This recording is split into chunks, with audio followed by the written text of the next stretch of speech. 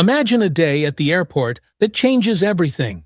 At Franklin International, a tense confrontation unfolds between Damon Rivers, a respected leader, and Hannah Matthews, an airport employee whose decisions spark unexpected consequences. What follows is a journey of introspection, leadership, and transformation that reshapes not just their lives, but an entire community.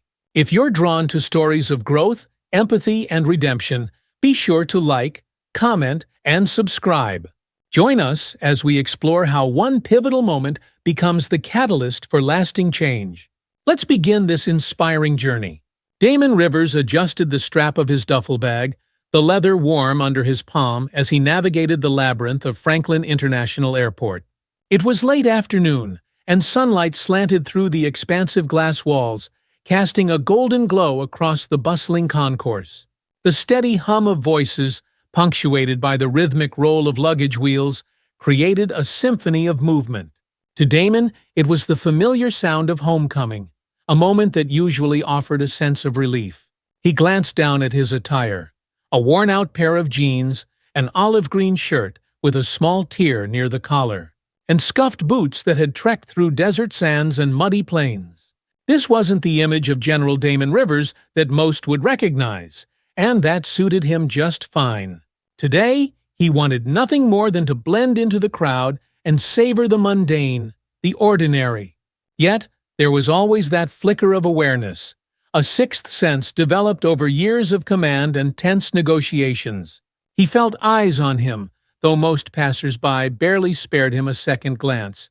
It wasn't until he reached the security checkpoint that he realized why.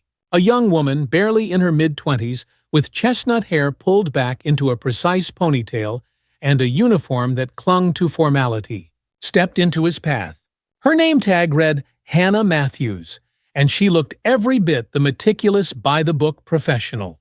"Excuse me, sir," she said, her voice polite but firm, carrying the crisp authority of someone who had learned to overcompensate in an environment that didn't always respect youth or gender. Damon's eyebrows lifted slightly. He slowed his stride, meeting her gaze with the practiced calm of a man accustomed to command. "Yes, officer?" His tone was steady, devoid of irritation, but pointed in its simplicity. "I'm going to need you to step aside for an additional security screening," she said, eyes flicking from his duffel bag to his face, lingering just a heartbeat too long on his deep brown skin and the worn lines of his features. A collective pause rippled through the surrounding crowd. It was subtle, just a shift of postures, a few raised eyebrows, whispers exchanged between strangers. Damon felt the familiar weight settle over him, an invisible pressure that had accompanied him many times before. His fingers flexed involuntarily, a silent reminder to stay composed. "Of course," he replied, stepping aside and setting his bag down on the stainless steel inspection table. The buzz of activity resumed, though a few curious eyes still watched from the corners of the waiting line. Hannah's hands worked efficiently, but there was a tension in the set of her jaw, a quickness to her movements that betrayed her nerves. Damon observed without comment, his expression neutral. He had faced insurgents with guns and negotiations where a wrong word could trigger violence. Patience was second nature. "Is there an issue, officer?" he asked after a few moments, his voice carrying just enough volume to be heard without drawing overt attention. Hannah's eyes darted up to meet his, her composure wavering for just a breath before she nodded briskly. "No, sir. Just a routine check," she said, but her voice lacked the assurance it had held moments earlier. Damon watched as she meticulously inspected each pocket and seam of his duffel. Inside, there were spare clothes, a battered journal with dog-eared pages, and a photo of a small, smiling girl that lay tucked between the folds of a t-shirt. Hannah's fingers paused for the briefest moment on the photograph before she placed it back with a hint of hesitation. The tension was interrupted by the sharp, clipped footsteps of another figure approaching. Leo Carter, the head of airport security, was a burly man with close-cropped salt-and-pepper hair and eyes that missed nothing. He exuded the kind of authority that made people instinctively straighten their posture and avert their gaze. "Is there a problem here, Matthews?" Leo's voice carried over the din, even and controlled, but with an edge that hinted at an unspoken expectation. Hannah's cheeks flushed as she turned to her superior. "No, sir. Just a routine inspection," she said, though the tightness in her smile suggested otherwise. Leo's gaze shifted to Damon, taking in the scene with a practiced eye. There was a flicker of something. Recognition, perhaps, or merely a calculation of the optics.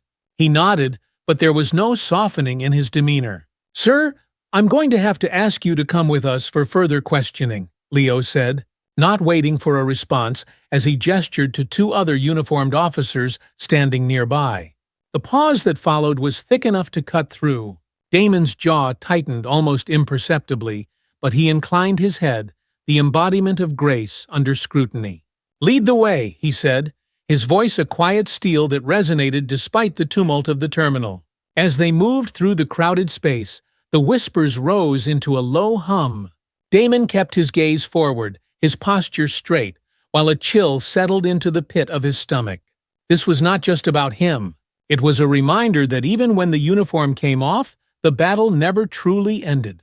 The corridor Damon was led down seemed narrower with each step, the sterile white walls a stark contrast to the bright chaos of the terminal. Leo walked ahead, his broad shoulders cutting a formidable silhouette, while the two officers flanked Damon on either side. The air was cool, tinged with a faint metallic scent that reminded him of the training halls back at the base. He took in the surroundings without turning his head, catching snippets of conversation from nearby rooms and the faint hum of air conditioning that pulsed overhead.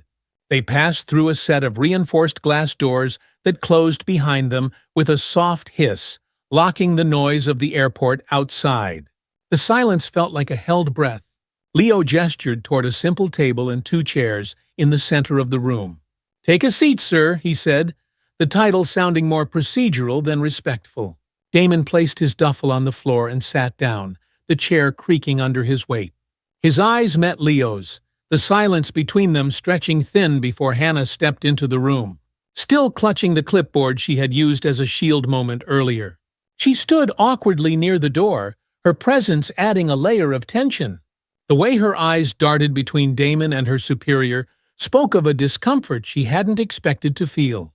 Damon noted it, filed it away as he would any detail in a tense negotiation. This, too, was a battle of sorts.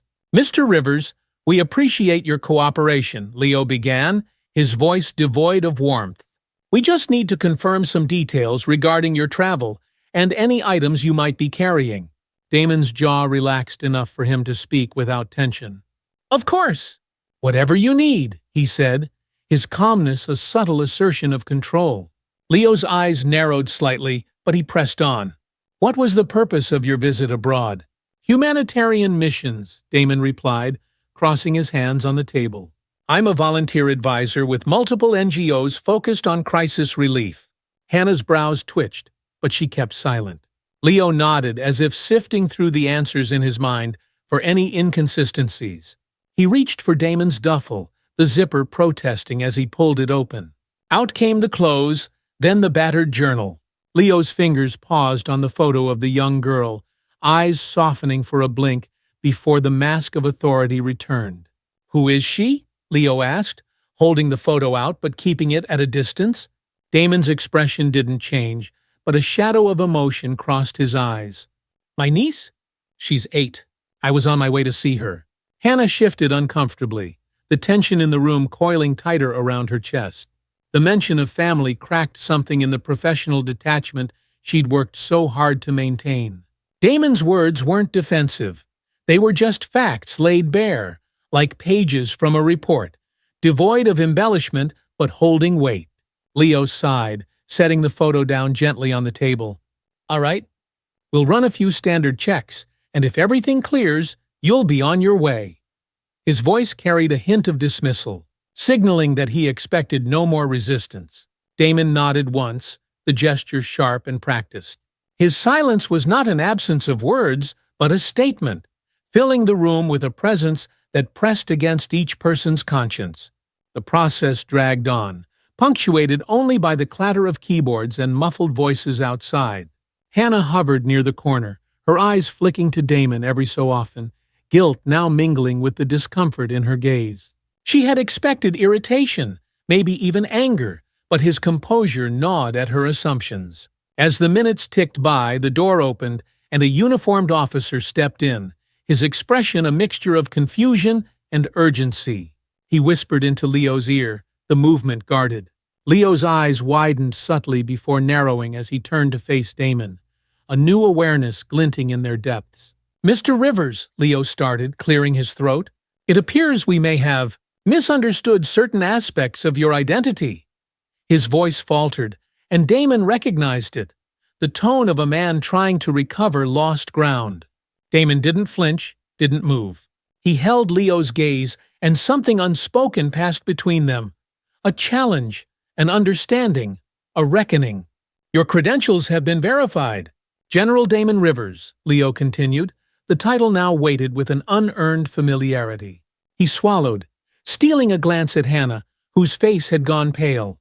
The clipboard slipped slightly in her grasp, her fingers whitening as they clenched. The silence was heavy, charged with the realization that the man they had profiled and led away under suspicion was not just any traveler. He was a figure of national respect, a leader whose efforts had saved lives on battlefields and in disaster zones alike. Damon stood slowly, his movements deliberate as he picked up the photo from the table, folding it back into his duffel. He looked at Hannah, whose eyes shone with the first hints of unshed tears. There was no accusation in his gaze, just a stark, uncomfortable truth. Ignorance had consequences, even when unintended. Leo stepped forward, an apology forming behind his stern expression, but Damon raised a hand, stopping him. "I understand the need for caution," he said quietly. "But remember, every person who walks through that gate carries a story you might not see." The words lingered as he stepped past them, the room's silence punctuated by the soft click of the door closing behind him. Hannah sank into the chair Damon had vacated, her legs unsteady beneath her. Leo remained standing, his gaze locked on the door as if expecting it to open again and grant him a second chance to respond. But it remained shut, and the echoes of their missteps swirled like ghosts in the sterile room. "We need to reassess our procedures," Leo muttered, more to himself than to anyone else. Hannah nodded, swallowing the lump in her throat. She thought of the photo in Damon's duffel, the quiet dignity with which he had spoken, and the chasm between what they assumed and what was true. The lesson had been taught, its cost heavy but clear. As Damon emerged from the sterile confines of the security office, the bustling life of the airport seemed louder, more vivid. The symphony of hurried announcements and overlapping conversations greeted him. Yet it felt different this time, tinged with the weight of the encounter that had just taken place. He adjusted the strap of his duffel, his eyes scanning the sea of travelers. Some glanced at him, eyes flickering with curiosity or vague recognition, but most were caught in the blur of their own concerns. He took a breath and moved with the current, finding solace in the anonymity it offered. At the opposite end of the terminal, Hannah leaned against the cold wall of the security office, her mind replaying the scene with unrelenting clarity. The look in Damon's eyes haunted her, not the challenge or anger she'd braced for, but something deeper, something she couldn't easily dismiss. Her throat tightened as she remembered the photo of the young girl. She wondered what stories Damon had seen, what burdens he had carried, and how easily she had reduced him to a checklist of suspicions. Leo's voice cut through her thoughts, low and weary. "Matthews, you're off duty for now. Go home." She straightened, pushing down the tremor in her voice. "I'd prefer to stay, sir." Leo's brow furrowed, but he nodded slowly, the fight gone from his eyes. "Suit yourself." News travels fast in an airport, and by the time Damon reached the lounge, whispers of his encounter had already begun to weave through the terminals. A young man with sharp eyes and a news badge clipped to his blazer caught sight of Damon and hesitated. Sensing the story behind the composed man with the military bearing, Damon noticed him but gave no indication of recognition. He had no interest in sparking public spectacle. Instead, he found a chair near the large windows, the tarmac spread out before him like a sprawling concrete river. He set his duffel on the floor and looked out at the planes, each one a vessel, carrying its own stories of departure and return. The chair beside him creaked as a stranger sat down. Damon didn't turn immediately, but he could feel the weight of the man's gaze. "Excuse me, sir," the man said, his voice cautious. Damon glanced over, taking in the earnest face and the press badge. "I'm Jack Sanders with the Morning Ledger. I couldn't help but notice the incident earlier. Is there a statement you'd like to make?" Damon's lips pressed into a thin line. For a moment, he considered brushing the reporter off, but something in Jack's expression held a spark of genuine concern rather than opportunism. "There's nothing more to say than what you've likely seen," Damon replied, turning his gaze back to the tarmac. Jack nodded, respecting the silence that followed. After a pause, he stood. "If you change your mind, I'll be around." Damon watched the reporter walk away, blending into the crowd until he was just another figure among many. The airport's cacophony swelled again, but Damon's focus narrowed, retreating inward to sift through the layers of the day. Hannah stood at her post again, back straight, but hands slightly unsteady. The minutes ticked by, each one drawing her further into an introspection she hadn't anticipated. She thought of the training she'd received, the countless lectures on vigilance. Yet none of it had taught her to face the gnawing doubt creeping up her spine now.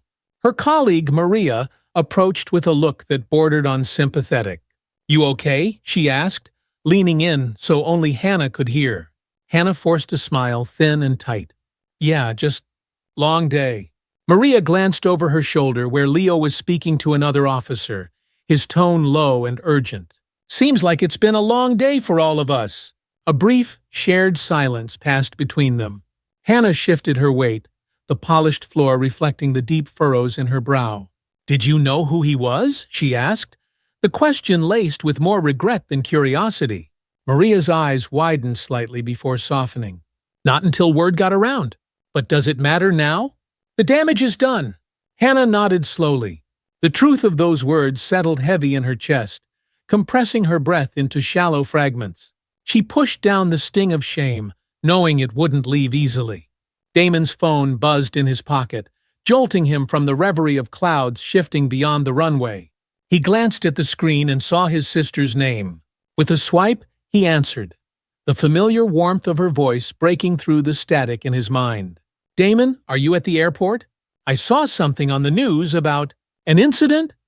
Her concern wrapped around the question like an embrace. "I'm fine, Carla. Just a misunderstanding," he said, leaning back in his chair and closing his eyes for a moment. The corners of his mouth twitched up into a reassuring smile, even if she couldn't see it.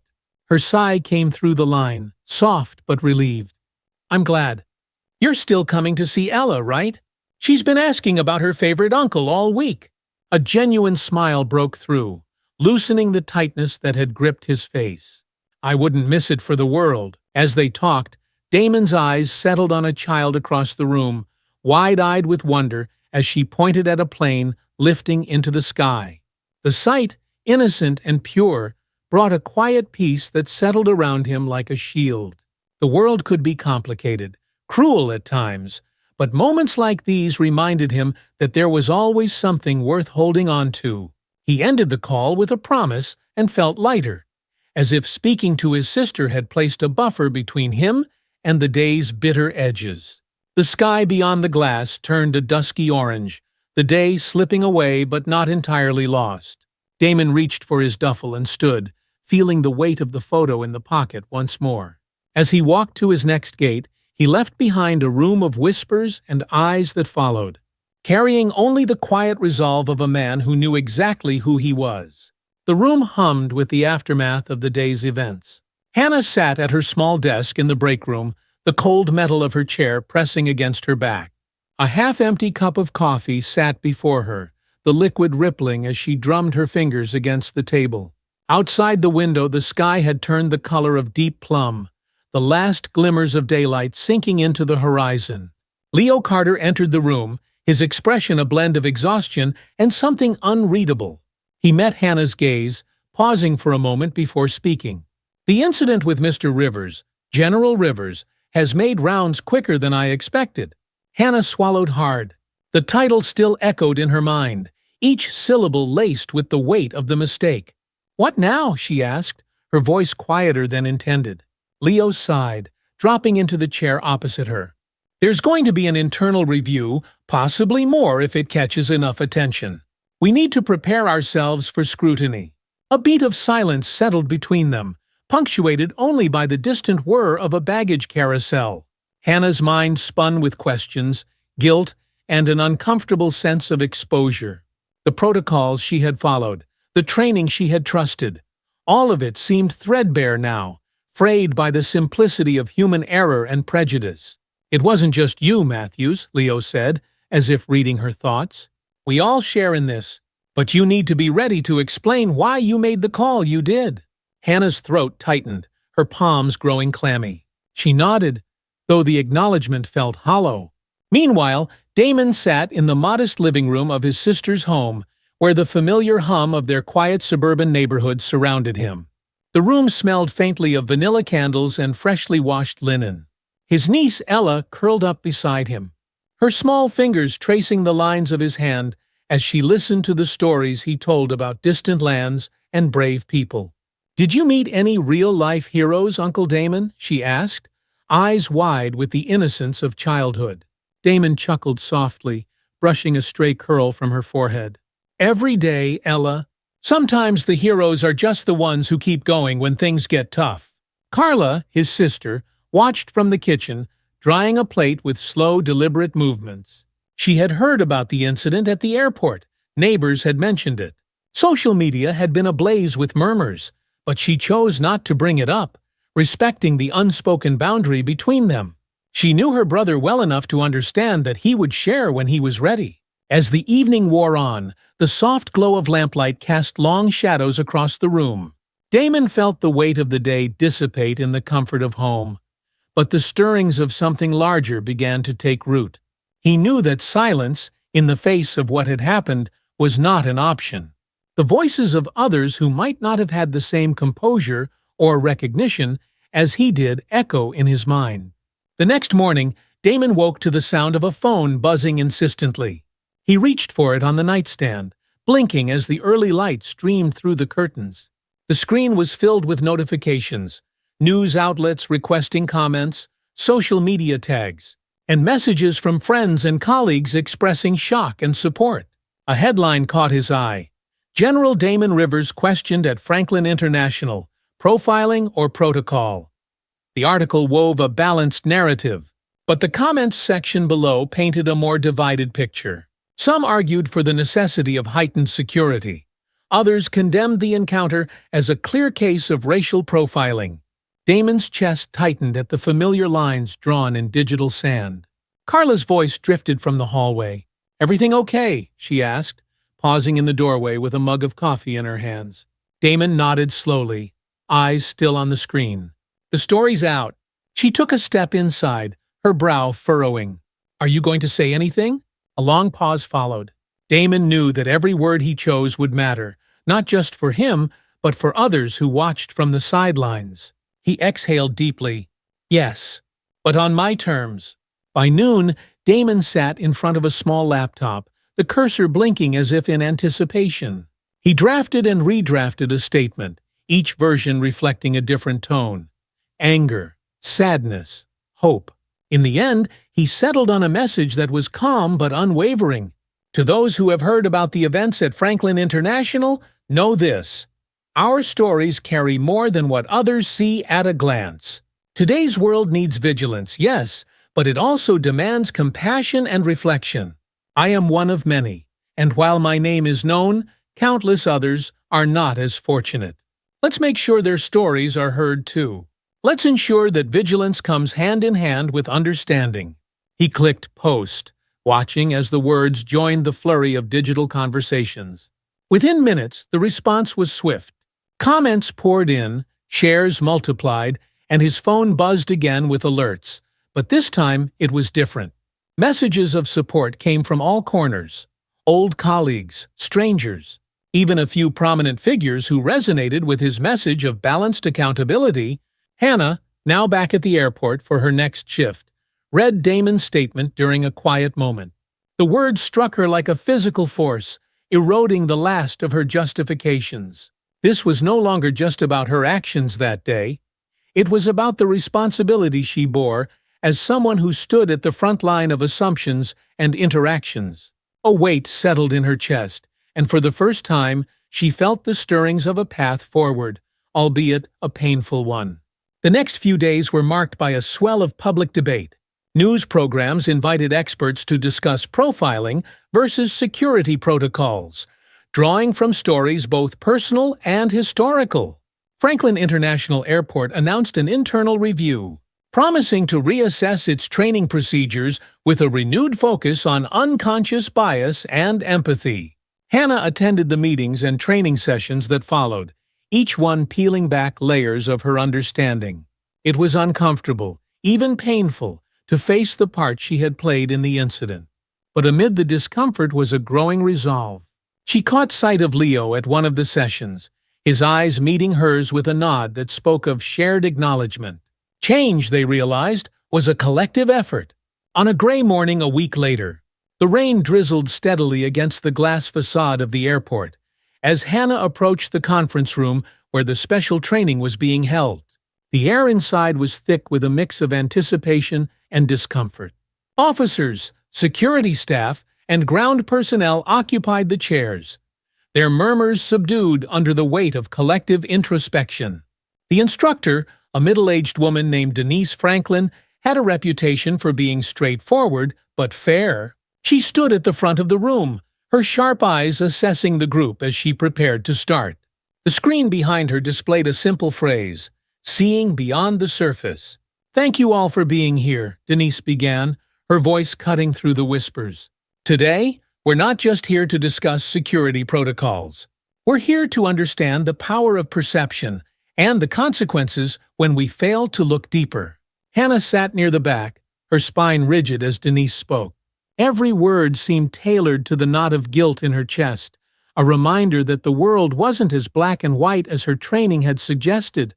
She glanced around the room, noticing Leo's serious expression.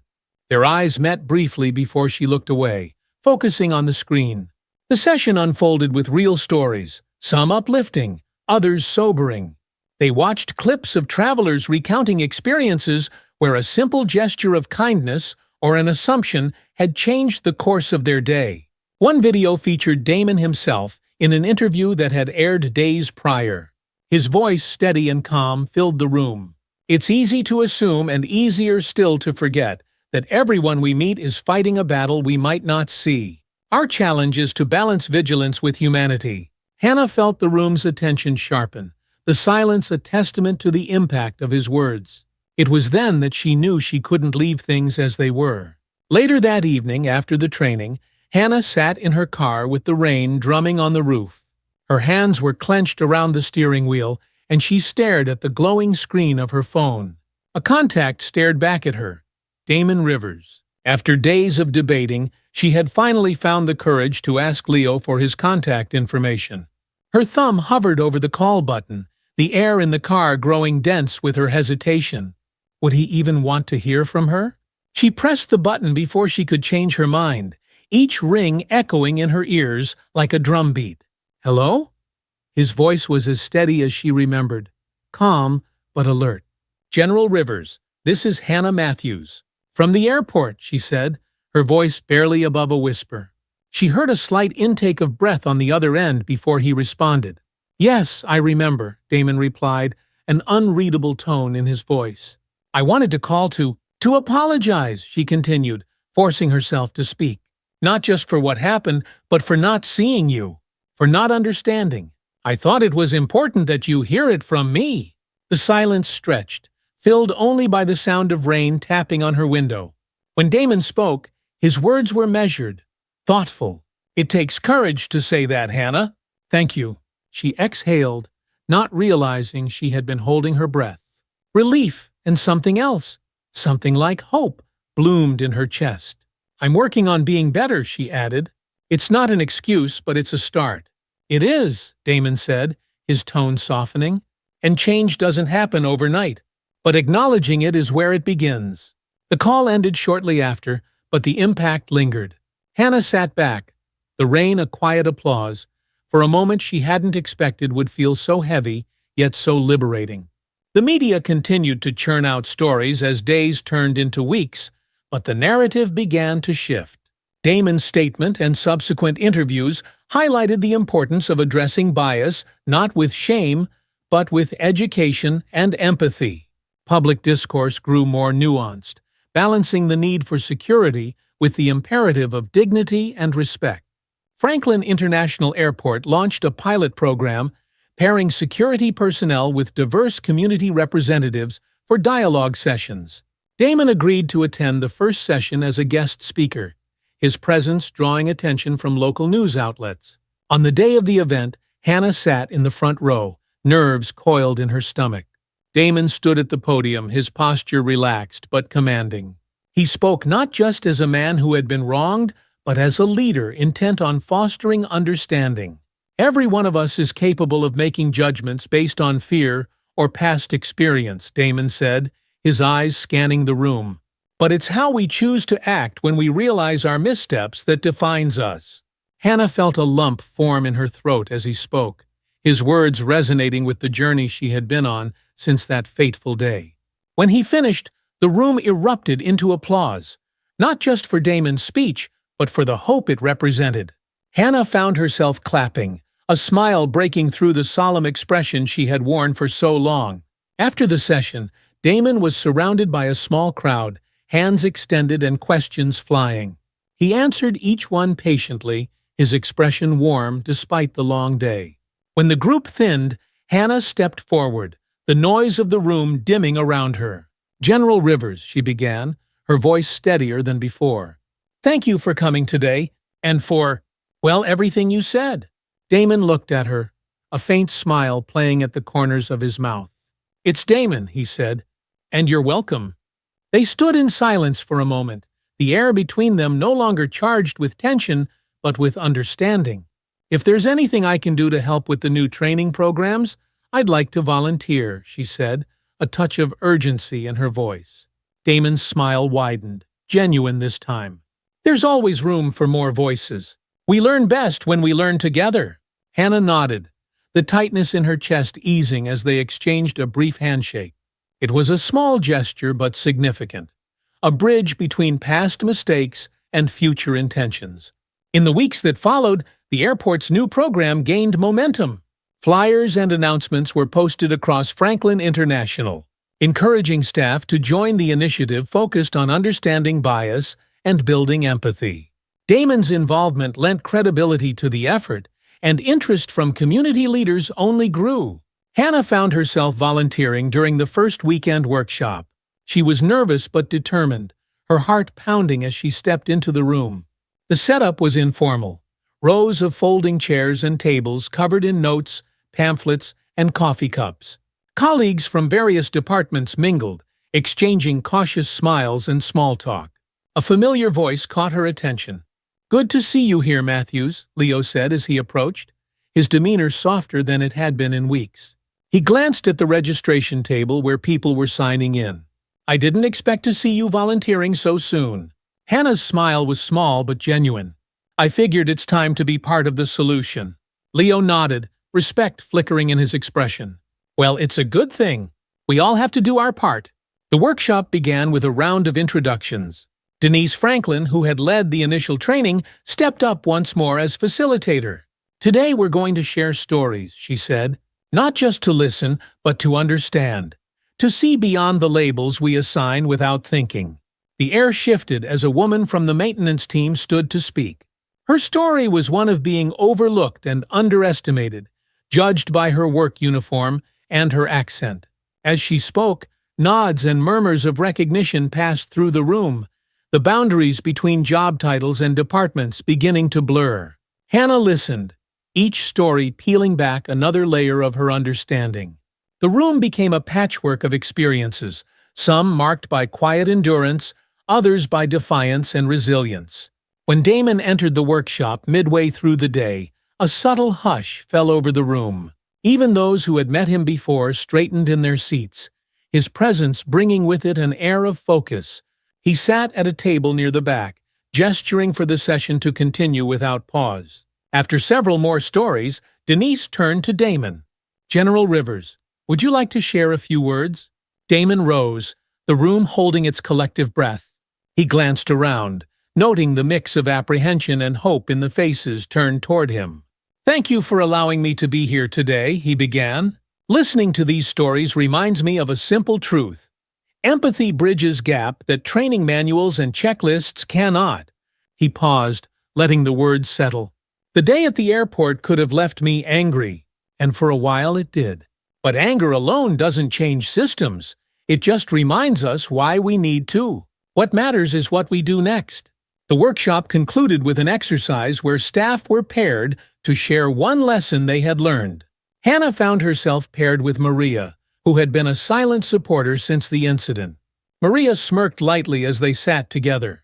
"Never thought we'd be doing this, did you?" Hannah chuckled, the tension in her shoulders easing. "No, but I'm glad we are."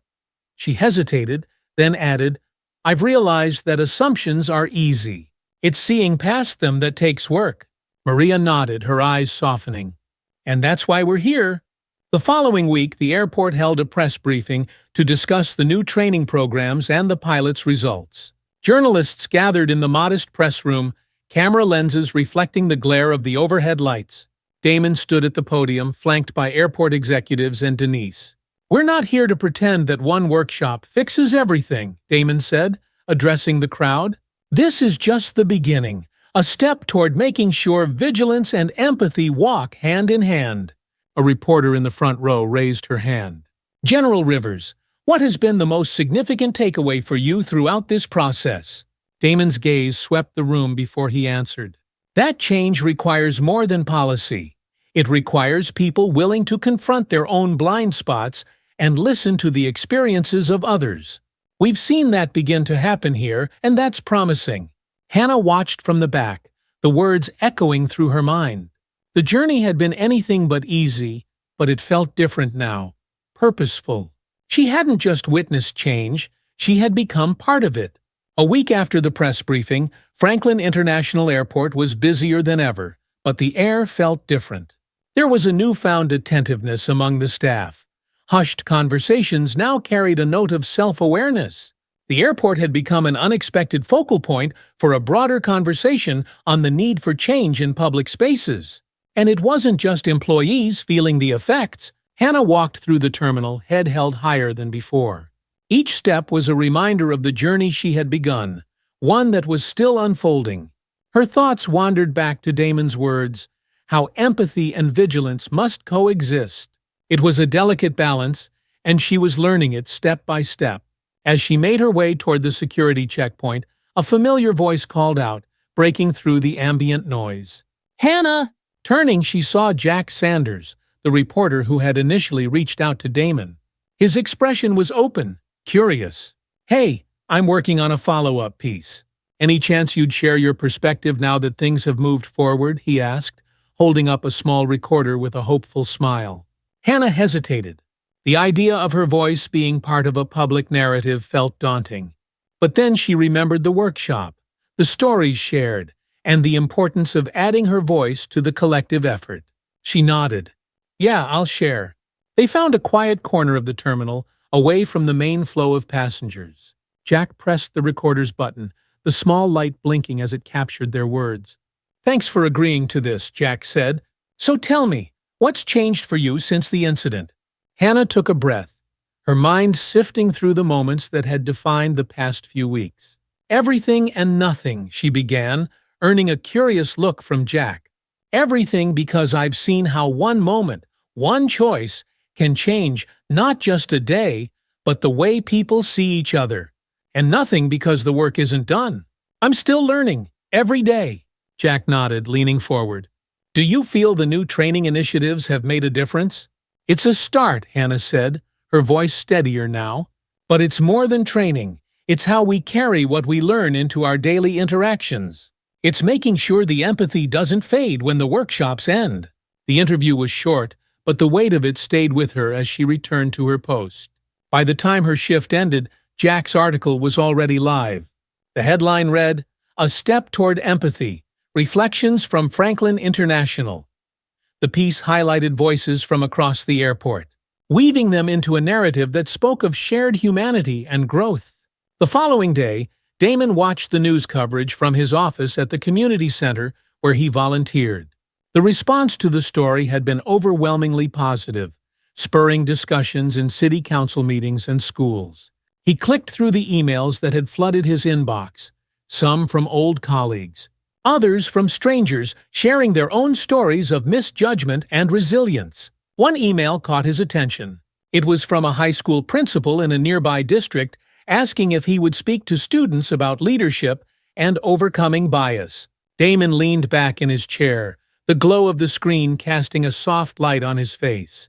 The idea of reaching younger minds, planting seeds of change before the soil was set, sparked something inside him. He drafted a reply, "I'd be honored. Let's schedule a time." The decision was immediate but felt right. It wasn't enough for change to stay confined to one place. It needed to ripple outward. Franklin International prepared for a visit from city officials who were interested in seeing firsthand how the new programs were implemented. Hannah found herself among the team presenting their progress, a role she hadn't anticipated but had grown into. Denise, Leo, and Damon were also present, their presence grounding the event with quiet authority. Damon's eyes met Hannah's as she took the stage, the hint of a nod passing between them. She spoke about what she'd learned, not in a rehearsed, polished speech, but in simple, honest terms that resonated. "When I joined the program, I thought empathy was just about being nicer. But it's about listening and understanding what you can't see," Hannah said, her voice carrying through the room. "It's about recognizing that the people we encounter are more than a moment in time." A wave of applause rose from the audience, brief but sincere.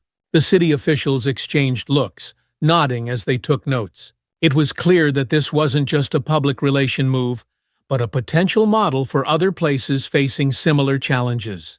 Damon followed, his speech tying everything together.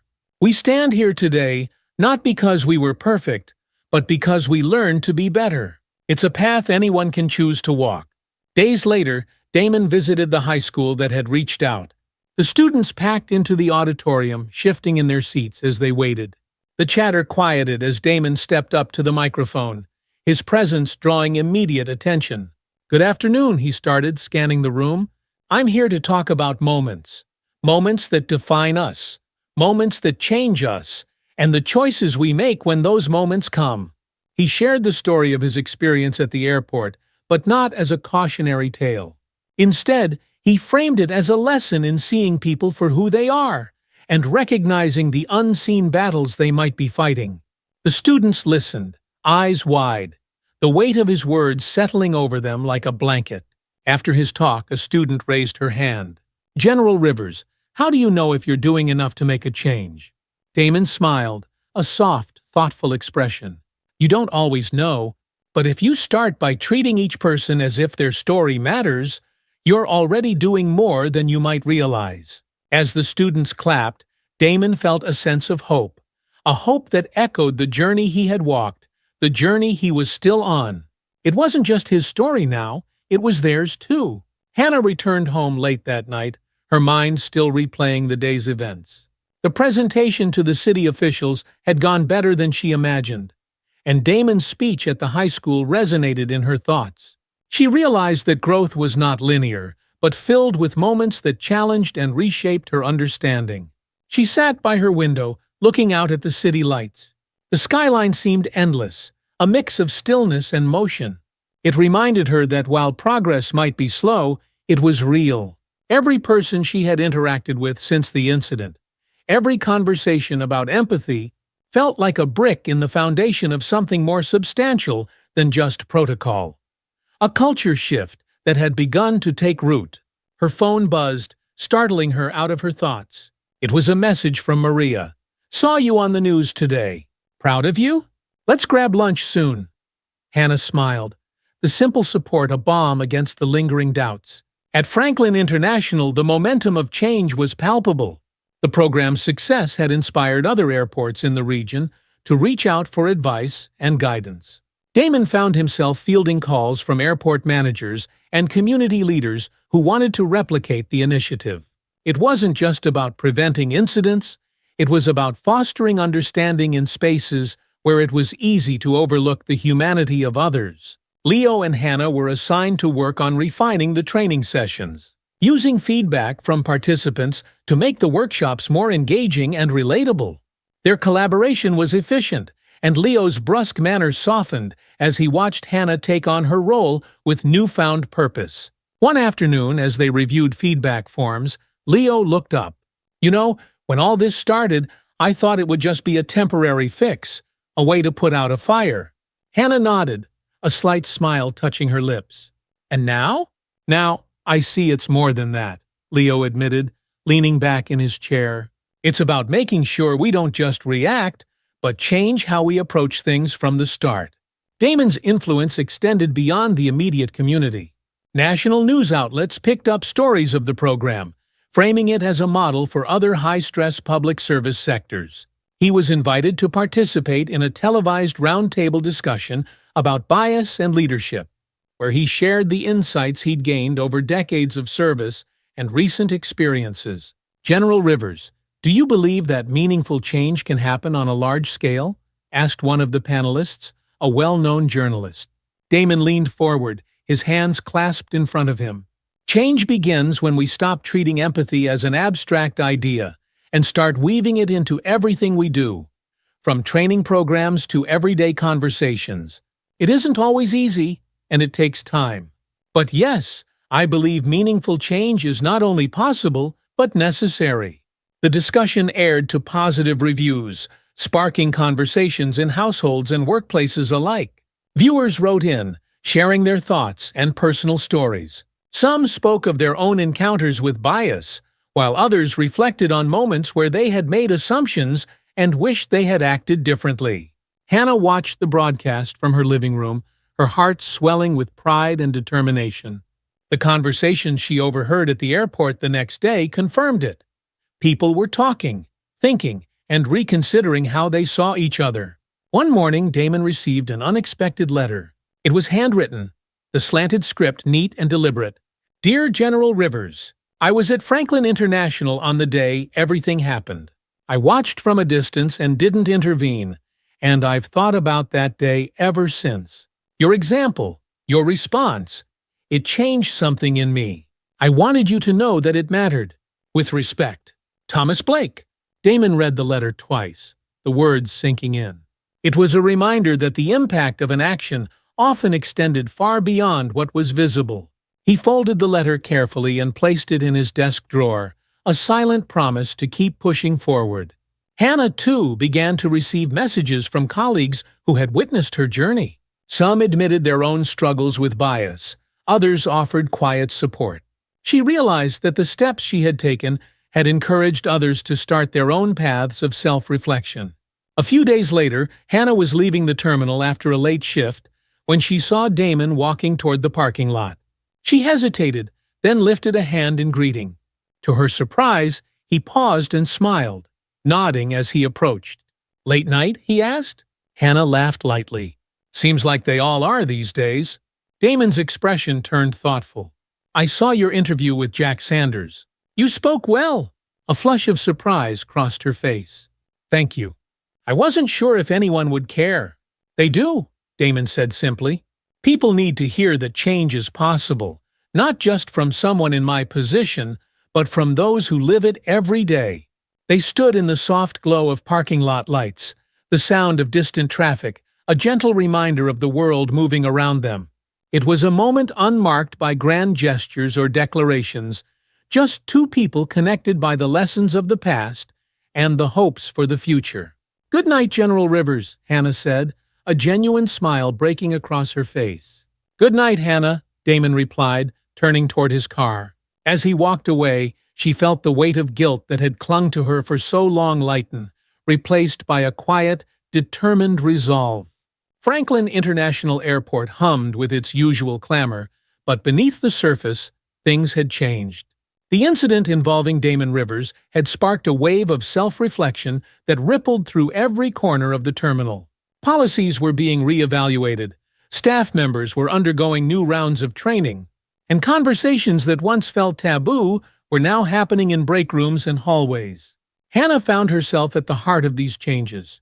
The humility she had gained from her experiences propelled her into leading small group discussions, helping her colleagues see the impact of their actions through a different lens. At first, participation was hesitant, but over time, the room would fill, and stories shared would chip away at old ways of thinking. "Do you think things will stay like this?" Maria asked one afternoon after a session ended, the two of them sitting in the break room. The hum of vending machines and the scent of coffee mixed with the distant roar of engines. Hannah paused, considering the question. "I hope so. It feels different this time. But hope isn't enough. It has to be action." Maria's eyes softened. "It's good to see you like this. You're different." "Better, I hope," Hannah said, a hint of a smile breaking through. "Definitely," Maria said with a grin. Damon's involvement in the community programs continued to draw attention. One day, he received an invitation to attend a city council meeting as a guest speaker. The council was reviewing ways to incorporate lessons learned from the airport into broader community policies. Damon accepted, understanding that this was more than a moment of personal vindication. It was an opportunity to broaden the conversation. The council chamber was crowded on the day of his appearance. City officials, journalists, community leaders, and curious residents filled the seats. Damon took his place at the podium, feeling the eyes of the room settle on him with an anticipation that bordered on weighty. "Good evening," he began, his voice clear and steady. "We're here tonight because an incident at Franklin International forced us to look at ourselves more closely. But we cannot let this moment pass without action. Change is not an event. It's a series of choices we make every day." He spoke of the importance of empathy-driven policies, not just in airports, but in schools, workplaces, and neighborhoods. His words resonated, sparking nods and murmurs of agreement from the audience. When he finished, the chamber erupted into applause. The city council chair leaned forward, her eyes bright with interest. "Thank you, General Rivers. Your insight is invaluable. We will take these lessons forward." Hannah watched a recording of the speech that evening, feeling a surge of pride. The man who had been at the center of her mistake had become a beacon for change, and she, in her own way, had joined that mission. The airport management, spurred by Damon's guidance and public interest, announced the launch of a long-term initiative called See Beyond. It aimed to integrate empathy training into routine staff development and partnered with local organizations to promote community-building activities. A ceremony was organized to mark the launch, and Damon was invited as the keynote speaker. Hannah was part of the team tasked with setting up the event. Standing near the podium where Damon would soon speak, she felt a sense of belonging that hadn't been there before. It wasn't about erasing the past, but about understanding it, owning it, and moving forward. Damon's speech was both simple and powerful. "It's not enough to acknowledge past mistakes," he said. "We have to commit to being better, every single day." See Beyond isn't just a program, it's a promise, to ourselves and to those we serve. As he spoke, the audience listened with quiet reverence. When he concluded, the applause was heartfelt, carrying a sense of collective determination. After the event, Damon found Hannah standing near the refreshment table, holding a cup of coffee and watching the crowd disperse. He walked over, the sound of footsteps almost lost in the noise of conversation. "Good turnout," he said, a warm smile crossing his face. Hannah turned, a genuine smile lighting her features. "Yeah, it feels good to see so many people invested." They stood in companionable silence for a moment, both watching as colleagues and community members exchanged stories and ideas. "Thank you for letting me be a part of this," Hannah said. "I don't think I ever properly said that." Damon nodded, taking a sip of his drink. "You earned your place here, Hannah, and you're helping others see what change looks like. That's worth a lot." The weight of his words settled in her chest, not as a burden, but as a sense of validation.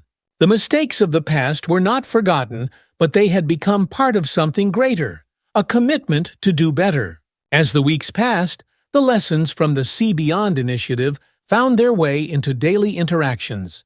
Security checks were conducted with heightened awareness, and staff members were quicker to engage in open discussions when issues arose. The culture of Franklin International was shifting, inching closer to a place where vigilance did not mean sacrificing kindness. Hannah stood at her post one afternoon, watching travelers hurry by with their stories and purposes. She saw them differently now, not as potential problems, but as people, each carrying their world with them. A man smiled as he walked past, nodding in greeting, and she found herself smiling back. Nearby, Leo caught her eye and gave a subtle thumbs up, a sign of encouragement that spoke volumes. Their roles hadn't changed, but their approach had, and that made all the difference. One evening, after a particularly long day, Hannah found herself in the staff lounge. The room was quieter than usual, the hum of the vending machine the only sound breaking the stillness. She sipped her tea, the warmth seeping into her tired bones, and let her mind wander to everything that had happened since that moment with Damon Rivers. The guilt she'd once carried like a stone had transformed into resolve. It wasn't just about what had happened between them. It was what she had chosen to do afterward that mattered. She'd read somewhere that courage wasn't the absence of fear, but the decision to move forward despite it. She knew now that change was similar. It wasn't about never making mistakes, but learning to own them and act differently next time. Maria walked into the lounge, pulling Hannah from her thoughts. She flopped onto the chair across from her, a smirk playing at her lips. "You look deep in thought. Don't tell me you're planning our next training session already." Hannah laughed softly, shaking her head. "Just thinking about how far we've come." Maria's smile softened. "We have, haven't we? I heard some of the new hires talking today about the See Beyond training like it's the norm. That's how you know it's sticking." The comment settled in Hannah's chest like a reassuring warmth. What had once been a reactionary measure was now part of their everyday culture. It was the kind of change she hadn't dared hope for months ago. Damon's role in the community continued to evolve. He had become a regular speaker at schools and public forums, sharing stories that emphasized seeing people as more than their titles or first impressions. His schedule was busier than ever, but he didn't mind. Each interaction reaffirmed why this work was so important. One evening, Damon was invited to a community panel on creating inclusive environments. The panel was diverse, featuring teachers, activists, and business leaders. The room was full, and the energy was palpable as people exchanged ideas and shared their experiences. During the Khanda, a young woman stood up and spoke nervously into the microphone. "How do we make sure that the empathy we talk about in these meetings doesn't fade when we go back to our regular lives?" Damon leaned forward, choosing his words with care. "By making it a habit, like anything else that matters. Empathy needs practice. We have to choose it over and over again, even when it's not easy or convenient." The woman nodded, her expression shifting from uncertainty to determination. Damon recognized that look. He'd seen it on Hannah's face the first time they spoke after the incident. It was the look of someone ready to do the hard work of change. Late one afternoon, as Damon packed up after a long day at the community center, a knock at the open door caught his attention. He looked up to see Leo Carter standing there, hands in his pockets, his usually commanding posture a bit more relaxed. "Leo," Damon greeted, a note of surprise in his voice. "What brings you here?" Leo stepped inside, taking in the rows of chairs and whiteboards covered in notes from the day's session. "Just wanted to see what all the talk was about," he said with a small smile. "And to say thank you. You didn't have to handle things the way you did at the airport. But because you did, you changed more than you probably realize." Damon regarded him for a moment before nodding. "We all needed that change, Leo, myself included." They spoke for a while, swapping stories about the adjustments at the airport and the training sessions that had started to become more than just mandatory checkpoints. Leo admitted that leading with empathy was new territory for him, but that it was worth the discomfort. As Leo left, Damon watched him go with a sense of closure. The incident that had started as a painful misunderstanding had come full circle, turning into a bridge that connected people who might never have crossed paths otherwise. The weeks turned into months, and Franklin International settled into its new rhythm. The See Beyond program continued to thrive, drawing attention from other organizations looking for guidance on implementing similar initiatives. Hannah was invited to speak at a regional conference on training and leadership, a step she never would have imagined taking before. Standing on the stage, she shared her story, candidly speaking about the moment that had defined her career and the lessons she'd learned. The audience was silent, captivated by her honesty. When she finished, a ripple of applause filled the room, not just for her bravery, but for the message that change was both possible and necessary. As she walked off the stage, she caught sight of Damon in the audience, giving her a subtle nod of approval. It was a reminder that change didn't happen in isolation. It took a community willing to learn and grow together.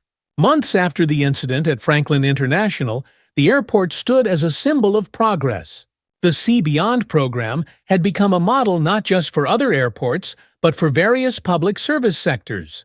News outlets that once covered the story with headlines questioning security practices now returned to document the airport's journey toward change. Hannah sat in her small office, sifting through emails and reports. It felt surreal. This role she now held as part of the Outreach and Training Committee. Her phone buzzed, and she glanced at the screen to see an invitation from a nearby university asking her to guest lecture on the importance of bias awareness in public safety. Before she could dwell on the nerves that crept into her thoughts, there was a knock at the door. Damon stood in the hallway, his familiar smile bringing a sense of calm. "Mind if I come in?" he asked. "Of course," Hannah said, standing and gesturing for him to take a seat. "I just wanted to let you know I've been asked to present at the National Conference on Public Leadership next month," Damon said. "They want me to talk about Franklin International and how we turned a difficult moment into a learning experience." Hannah's eyes lit up. "That's incredible, Damon. You deserve it." He shook his head gently. "We all deserve it. This wasn't just me. It was you, Leo, the staff, everyone who decided that empathy wasn't just a box to check." The truth of his words settled between them. It wasn't about erasing what had happened, but ensuring that it led to growth. On the day of Damon's speech at the conference, the auditorium was packed. Leaders from different sectors, education, law enforcement, corporate management, had gathered to learn about practical applications of empathy in leadership. The anticipation hummed in the air, and as Damon took the stage, there was a hush. He began by recounting the events that had brought him to this point, carefully choosing words that illustrated the broader implications without casting blame. His focus shifted to what had followed: the workshops, the community programs, and the stories that had surfaced as people felt safe enough to share their experiences.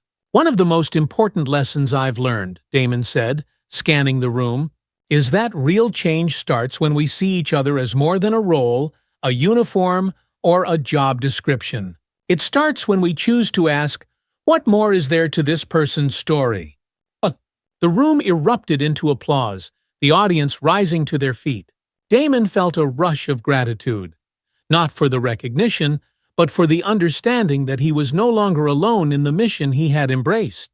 Hannah watched a live stream of Damon's speech from her living room, her heart swelling with pride. The following morning she arrived at work to find an envelope on her desk. Inside was a handwritten letter from a new trainee she had helped mentor. "Hannah, I wanted to thank you for your patience and for teaching me to look beyond what's obvious. Your guidance has helped me see that my job isn't just to follow rules, but to understand the people behind them." Tom? The simplicity of the note struck a chord. It was a reminder that each conversation, each decision to act differently, built upon the last. It was evidence that the path they'd chosen to walk was making a difference, even if only one person at a time. As the anniversary of the incident approached, the airport hosted a small gathering to celebrate how far they had come. Staff, community members, and local leaders gathered under the glow of hanging lights in a repurposed terminal space. Speeches were given, stories were shared, and laughter punctuated the evening.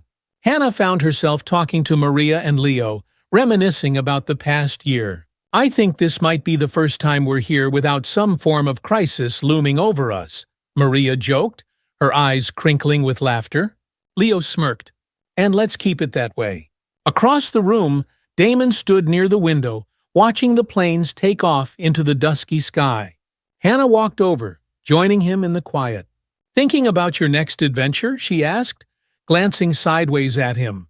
"Always," Damon said, his smile softening. "But tonight, I'm just glad to be here." They stood in silence for a moment, the shared understanding of what had brought them to this point hanging between them. "Thank you, Damon," Hannah said, her voice steady, "for not just teaching us, but showing us what it means to lead with empathy." Damon looked at her, a sense of peace settling over his features. "It was never just my lesson, Hannah. It's ours." As the lights dimmed and people said their goodbyes, the airport settled back into its rhythm. Flights would be boarded, passengers would come and go, and life would carry on. But it was different now, infused with a deeper sense of purpose. Damon watched as Hannah waved goodbye and walked to her car, her silhouette illuminated by the parking lot lights. The journey they had all been on was far from over, but for the first time, the future felt like a place they were building together. One moment of understanding at a time. The lessons they had learned would continue to unfold, not just in the walls of the airport, but in the way they moved through their lives, meeting each other with the compassion and awareness that had taken root that day and never let go. Months after the Sea Beyond initiative's official launch, its impact rippled beyond the walls of Franklin International. Other airports and organizations reached out, requesting guidance on implementing similar programs. Damon found himself consulting with leaders from various sectors, always emphasizing that true change started from within and radiated outward. One sunny afternoon, Damon received an invitation to an interagency summit aimed at discussing effective leadership and empathy in high-stress environments. The summit would bring together leaders from the transportation, public safety, and education sectors. He accepted, recognizing the potential for collaboration and learning. Hannah was also invited, along with Leo and a handful of the airport's training committee. It was a testament to how their once small effort had grown into something much larger. The summit was held at a sprawling conference center filled with voices that buzzed with anticipation. Keynote speeches covered a range of topics: policy reform, diversity training, and real-life stories of transformation. Damon's session focused on practical steps for integrating empathy into high-pressure environments. He used the story of Franklin International as a case study, highlighting not just his role, but the collective journey that followed. Hannah listened intently, seated among a sea of attentive faces. When Damon described the initial incident and how it evolved into a catalyst for change, she felt a swell of emotion. It wasn't about reliving the guilt, it was about acknowledging how far they had come and recognizing that their experience was now helping others navigate their own paths. After Damon's talk, the audience engaged in a quandary. A man in a dark suit stood up, adjusting his glasses before speaking. "General Rivers, how do we ensure that initiatives like Sea Beyond don't lose momentum once the spotlight fades?" Damon nodded, his expression serious. "The key is commitment. Initiatives must be embedded into the fabric of an organization's culture. It's not about a one-time program, but about continuous reinforcement and leadership that embodies those values daily. And it's not just up to the people at the top. Every person, at every level, needs to see themselves as part of the solution." A round of applause followed, punctuated by scattered nods and exchanged glances among the attendees. The summit felt less like a formal meeting and more like a gathering of people united by a shared goal: a better, more aware future. That evening, Damon and Hannah sat on a bench outside the conference center, the night air cool against their skin. A scattering of stars blinked above them, and the hum of distant city life was punctuated by the occasional car horn or burst of laughter. "I still can't believe how far this has come," Hannah said, breaking the comfortable silence. "Sometimes I think about that day at the airport and wonder if things had gone differently. Would we be here now?" Damon's gaze was steady as he considered her question. "Change often starts from the most unexpected places. The important part is what we do with it. We could have walked away from that day unchanged, but we didn't." Hannah nodded, a soft smile tugging at her lips. "Thank you, Damon, for everything." "It's not just me," he said. "We all played a part. And that's how it should be." The following week, Franklin International hosted a special workshop open to the public, inviting local community members to experience firsthand the training that had transformed their operations. Families, students, and even retired workers came to participate. Curious about the program that had gained so much attention, Leo led part of the session, a surprising but fitting evolution for the once gruff head of security.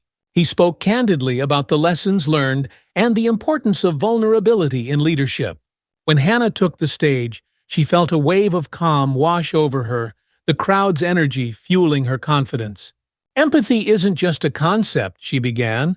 "It's a skill, one we have to practice daily, with every interaction, even when it's hard." After the session, a young woman approached Hannah, her expression thoughtful. "I'm starting my first job in customer service next week, and I was nervous. But after today, I feel like I have a better understanding of what it really means to be present and aware."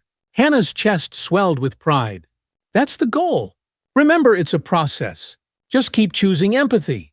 Weeks turned into months, and the initial push of See Beyond transitioned into its natural phase of sustainability. The program was no longer new. It was part of the fabric of the airport's identity. Staff members who had once been skeptical became its biggest advocates, sharing stories of changed interactions and newfound patience with travelers. Damon visited the airport occasionally, not as a consultant, but as a friend. He would stroll through the terminal, greeted warmly by faces both familiar and new. One afternoon, as he stood watching a plane taxi down the runway, a young security officer approached him. "General Rivers, I wanted to say thank you," the officer said. "I joined after everything happened, but I've heard the stories. It's made me think differently about how I do my job." Damon's smile was genuine, his eyes reflecting the pride he felt.